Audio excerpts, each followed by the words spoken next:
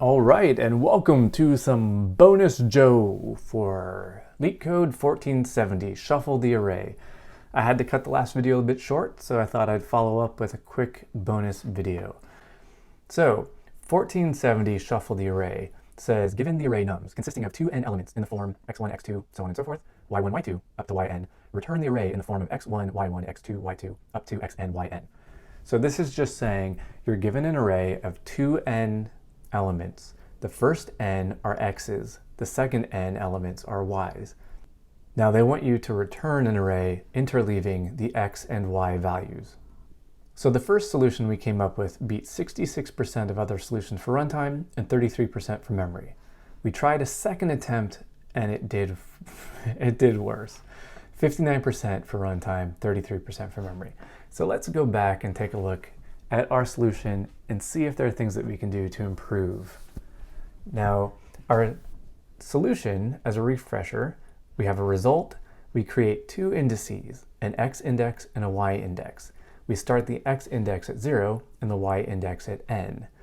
Then we go through, and as long as the y index is less than the maximum index, we will grab values from the x index and y index and put them in our result. We will append them to our result, and then we increment our index. Okay, so let's play around with this a little bit. One thing we can do is we can replace this append with the convenience operator plus equals. Now when we do that, we do have to wrap our value in a list. Okay, so we'll be wrapping our values in lists, and we'll do plus equals.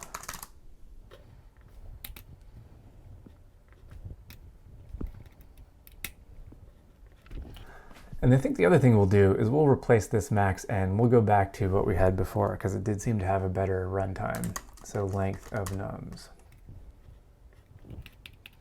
Now with our appends replaced with plus equals, let's see if we still work. Still works. Now let's see if we get any improvement. What do you think? Not really. 59% for runtime, but we get a significant improvement for memory. 86%. We beat 86% of other algorithms for memory. That's up from a 33%. So not much runtime improvement, but significant memory improvement just by changing our append. Now, one other thing you can notice here is we're doing two separate appends of two separate lists. What if we just combine this into one append of a list that has two elements? So now we can put both x and y into one list, and we can do one append. What do you think? Do you think that'll make a difference? Let's check it out.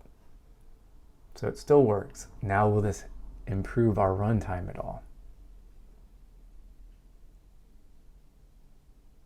Look at that! Significant improvement in runtime. Now we're up to 79% for runtime, although we took a hit in our memory when we did that, back down to 33%. Okay, what else can we do? Well, one thing you might notice is we have two indices. They start at different places, but we're incrementing both of them by 1 every single time. What if we just had one index that we had to increment? How would that work? Well, we can take 0 or we can take n. Let's do this one. So now we have one index, and it's going to start at 0, and we're going to go to n. So now, instead of having a y index, we're just going to say from 0 to n. Now, our x index doesn't exist anymore. We've renamed x index as index. Now, how do we generate our y index from this index? Well, it's really just plus n. So our index plus n is our y index. Because you remember before, our y index started at n, and for every n we just added 1. Well, now we're just adding our index. And we still need to increment our index by 1 every time. Okay, let's see if this helps us at all. It still works. Let's submit that.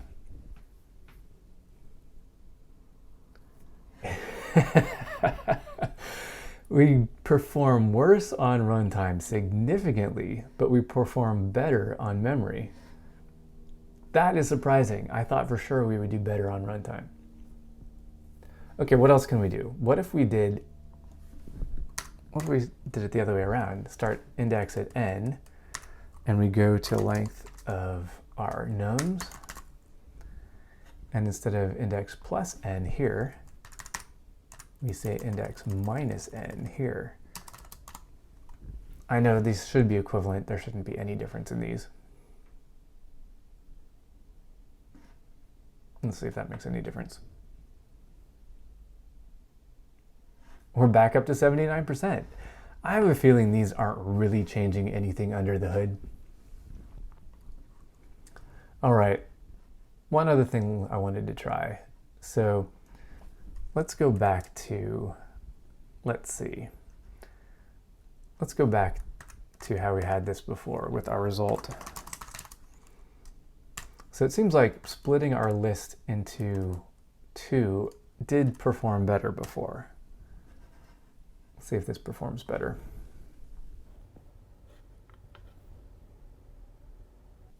%, we're making improvements. That's our best so far. Okay. Well, let's go back to, I know, I'm like repeating the same things we've done over and over again. Let's go back to this guy.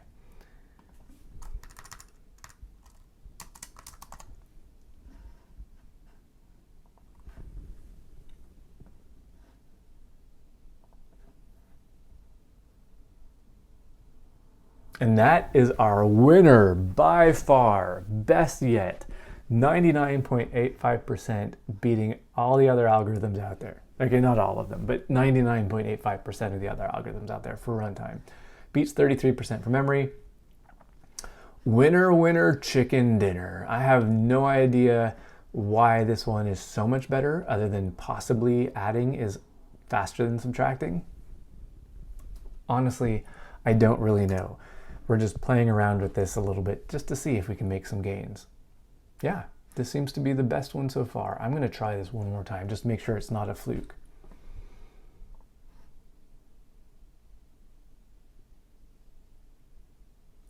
And we're down to 66%. What?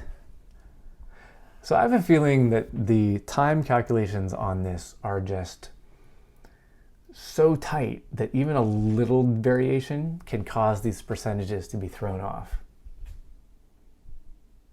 What's interesting here is the only difference between these two solutions is an added space. This one's 66%. I added a space, 98%. 99, 98.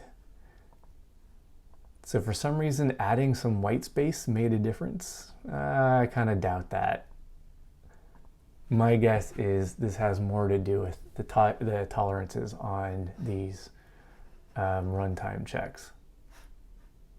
Okay, I'm going to leave it there. We got up to 99%. I'm going to say that that's a win. I hope you learned something. Hope you enjoyed this. Please leave some comments. You can ask me why it's working the way it is. I honestly don't have a good answer for you. Okay, that's it for me. Have fun. Please check this one out on your own. And yeah, try to do better than I did.